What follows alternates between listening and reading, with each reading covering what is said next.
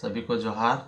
जय आदिवासी साथियों, आज मैं चर्चा करना चाहूँगा मणिपुर के मुद्दे पर, क्योंकि हमारे देश की मीडिया, हमारे देश का राजतंत्र, हमारे देश के नेता सब चुप है। निर्भया कांड पे पूरा देश कैंडल मार्च कर रहा था, हैदराबाद कांड पर पूरा देश कैंडल मार्च कर रहा था, लेकिन मणिपुर को लेकर सब ने चुप्पी साधी बैठी है। इसका हमें दुख है, खेद है, क्योंकि हम आदिवासी समाज से बिलोंग करते हैं और आदिवासी समाज के लिए माननीय सुप्रीम कोर्ट के कई जजमेंट हैं, संविधान में कई हमारे लिए प्रावधान है, लेकिन सबको दरकिनारे रखते हुए ये भीड़ इतनी उग्र हो गई है जिसका हम अंदाज़ा भी नहीं लगा सकते। इस भीड़ में एक आधा वीडियो है, पूरा वीडियो किसी के पास नहीं है। वो भीड़ कहाँ से आ रही थी, कहाँ लेकर जा रही थी, ना तो उसका आरंभ है और ना ही उसका अंत है। इतना घिनौना वीडियो, मर्दों की पूरी फौज उस महिला को नग्न करके उसके जिस्म के साथ में खेल रही थी, नाच रही थी, उसको नोच रही थी। फिर भी हमारे देश की महिलाएं, हमारे देश का आम आदमी बिल्कुल चुप है, मीडिया चुप है, हमारे राष्ट्रपति महोदया चुप है, हमारे राज्यपाल चुप है, हमारे विधायक, हमारे सांसद, हमारे जनप्रतिनिधि, हमारे सरपंच, पंच सब चुप है। आखिर क्यों? इसलिए कि वो एक आदिवासी महिला है। आपका विवाद अपना विवाद है।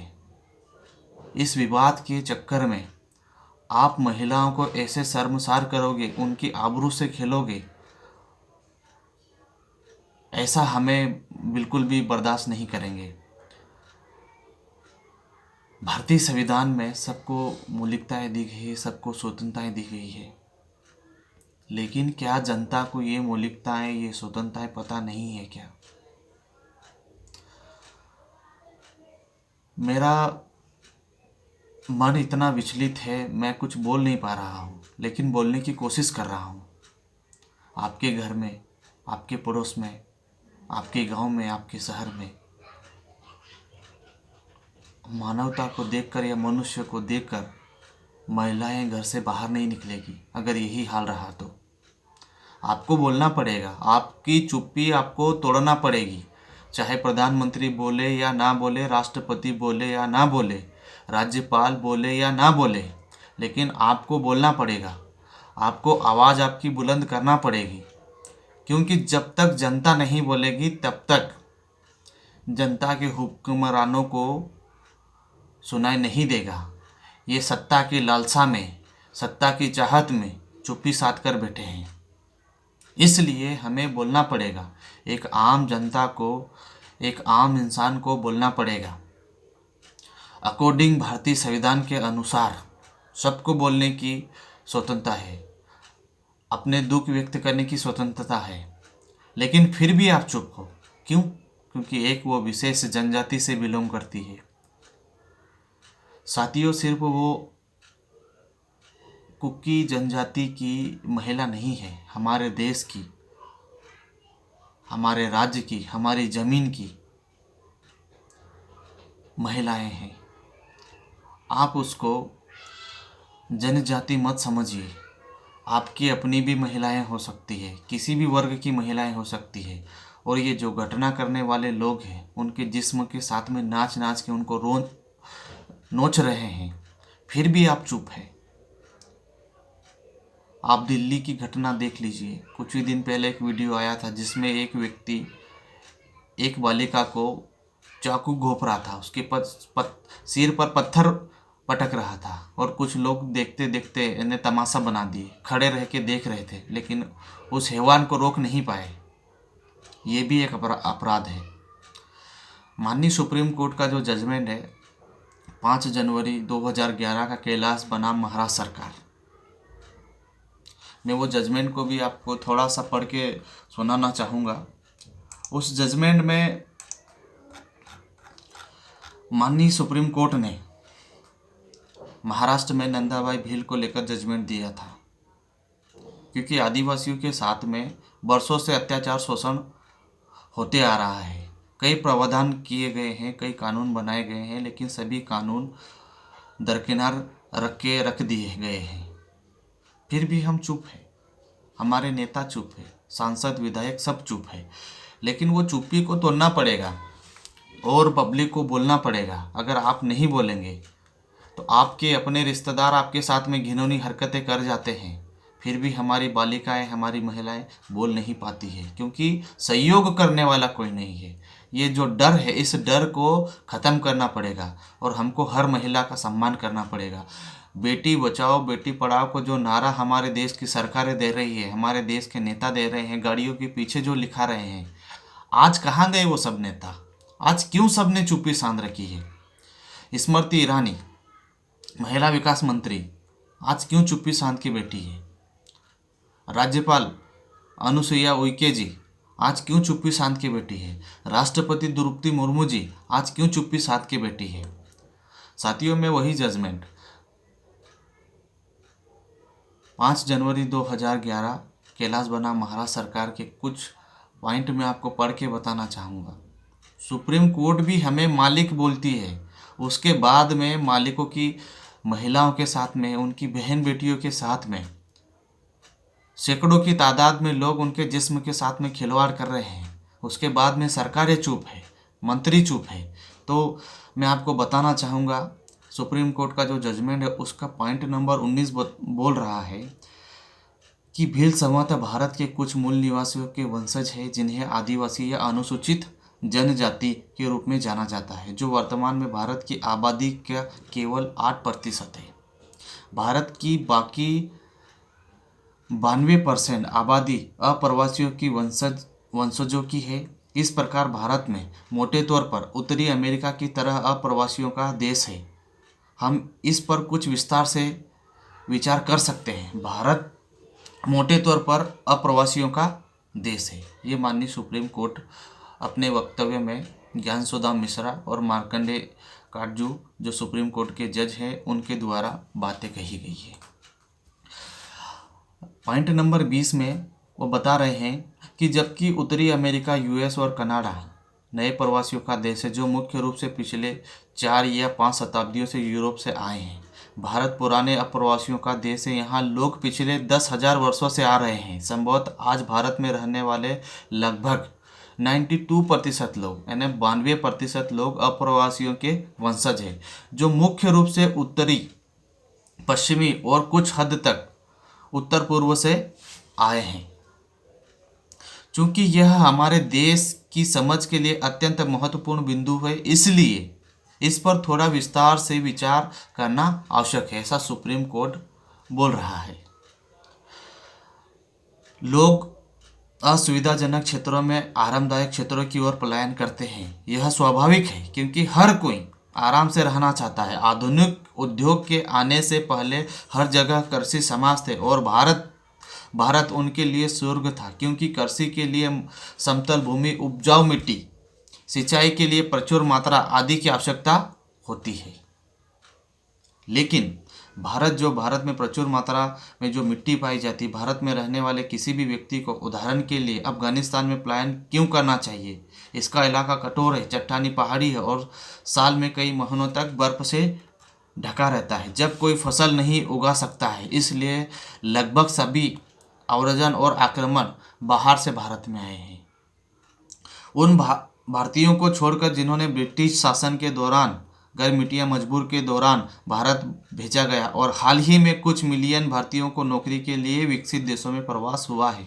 अवसर भारत में भारत के बाहर आक्रमण का शायद एक भी उदाहरण नहीं है। मतलब सुप्रीम कोर्ट ये भी कह रहा है कि भारत के लोगों ने, मूल निवासी लोगों ने कभी किसी दूसरे राष्ट्र पे या दूसरी कंट्री पर आक्रमण नहीं किया है। तो इस हिसाब से सुप्रीम कोर्ट भी आदिवासियों को यहाँ का मूल मालिक बता रही है। लेकिन क्या सुप्रीम कोर्ट अपने जजमेंट पर कायम है? भारतीय संविधान का आर्टिकल 19 स्वतंत्रता का अधिकार, वाक स्वतंत्रता आदि विषय कुछ अधिकारों का संरक्षण।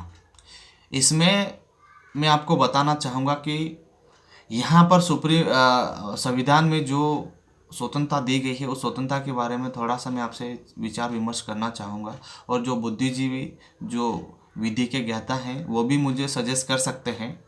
सभी नागरिकों को, आप यहाँ पर स्पष्ट तौर पर उन्होंने लिखा है संविधान में, आर्टिकल 19 का सब आर्टिकल 1 कहता है सभी नागरिकों को कितने प्रकार की स्वतंत्रता दी गई है उसके बारे में मैं आपको बताना चाहूँगा। वाक स्वतंत्रता और अभिव्यक्ति की स्वतंत्रता, पॉइंट नंबर क और ख शांतिपूर्ण निरायुध सम्मेलन, ग संगम या संघ सहकारी सोसाइटी बनाने, घ भारत के राज्य में सर्वत्र आबाद या संरक्षण करने की स्वतंत्रता, ड भारत के राज्य क्षेत्र के किसी भाग में निवास करने और बस जाने, और च विलोपित कर दिया गया है।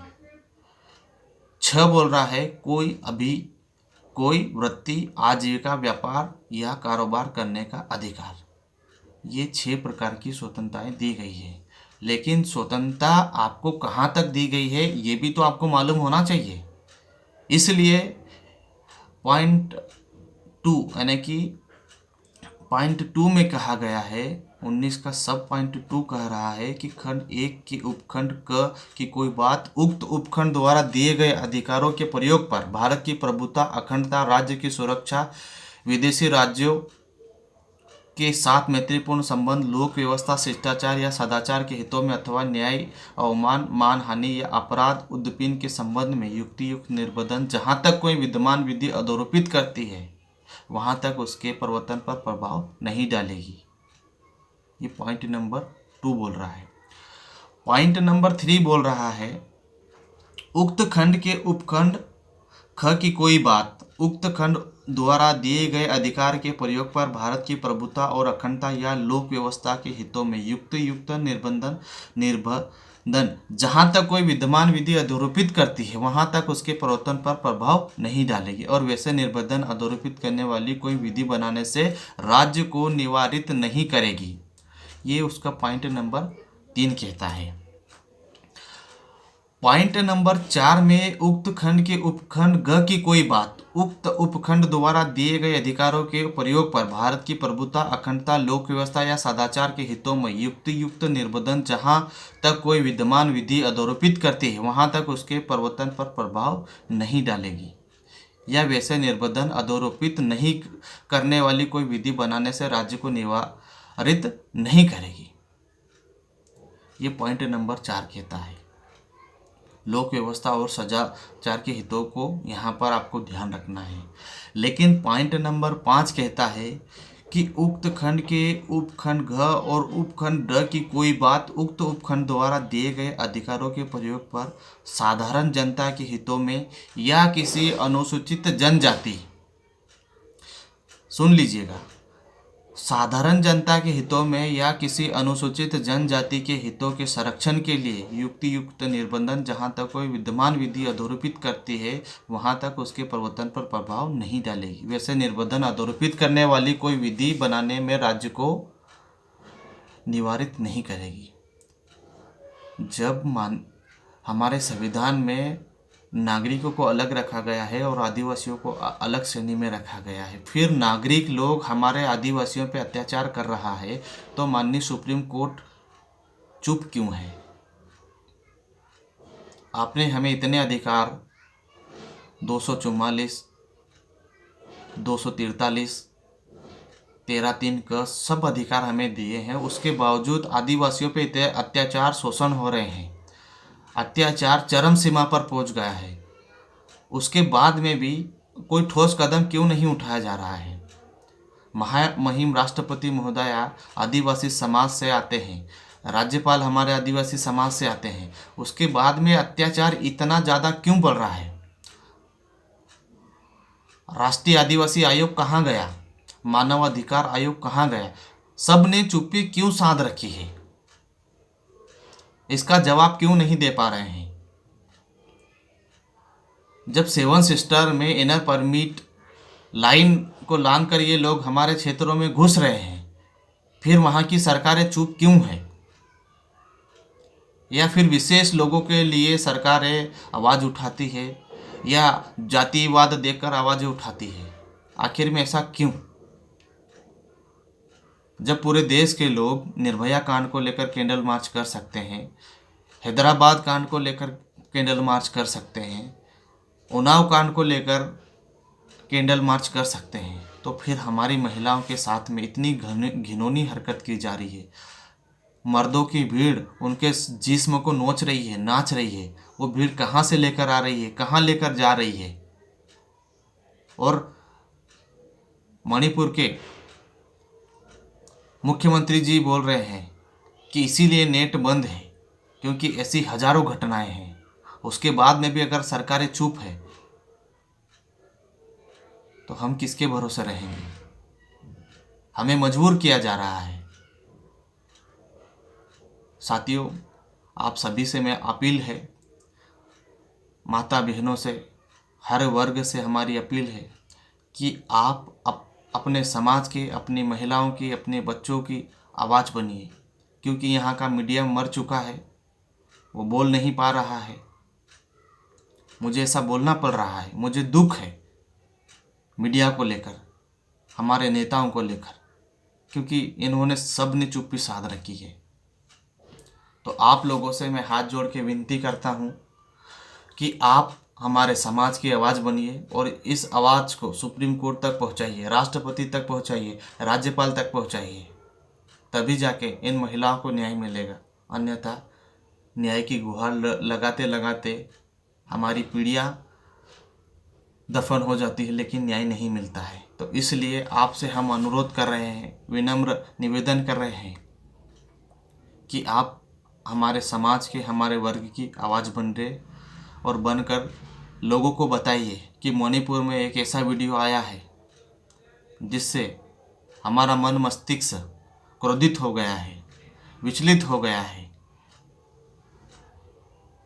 कि नग्न करके महिलाओं को कुछ मर्दों की भीड़ नोच रही है। ऐसे में किसी व्यक्ति या किसी पुरुष के साथ में कोई महिला सहयोगी नहीं बन पाएगी, उसका हमदर्द नहीं बन पाएगी, किसी पुरुष के सामने खड़ी नहीं हो पाएगी। ऐसे में हम पुरुषों की भी जिम्मेदारी बनती है कि हम महिलाओं को सम्मान दें, उनके अधिकारों और उन पे हो रहे अत्याचार के खिलाफ आवाज़ उठाएं, नहीं तो और फूलन देवी बनने में कोई समय नहीं लगेगा। इसलिए हमारे देश की सरकारों, हमारे देश के नेताओं, ट्विटर बंद करने से काम नहीं होगा, एक्शन लेने से काम होगा। सोशल मीडिया पे वीडियो वायरल करने पे रोक तो लगा देंगे, लेकिन घटना तो वास्तविक है और ऐसी हजारों घटना है। ऐसे बीरन सिंह है, मुख्यमंत्री जी बोल रहे हैं, फिर आप क्यों चुप्पी साध के बैठे हैं? राष्ट्रपति शासन लागू किया जाए और मणिपुर के लोगों को न्याय दिया जाए, क्योंकि वो अपनी ज़मीन की मांग कर रहे हैं और वो जायज़ है, उन लोगों की मांग जायज़ है। हम वर्षों से, सदियों से जंगलों में निवास करते हैं और वह भी हमारे से अधिकार छीन लिया जाएगा तो हमारा गुजारा बसारा कैसे होगा? तो आप लोगों से विनम्र निवेदन है कि इस वीडियो को ज़्यादा से ज़्यादा शेयर करें और माननीय सुप्रीम कोर्ट तक हमारी आवाज़ को पहुँचाएं और जो जजमेंट सुप्रीम कोर्ट ने दिए गए हैं आदिवासियों के प्रति, उस पर सुप्रीम कोर्ट भी कायम रहे और हमारे नेता, जनप्रतिनिधि सब इन अधिकारों और इन जजमेंटों का अनुसरण करें और उनका पालन करें। जोहार, जय आदिवासी।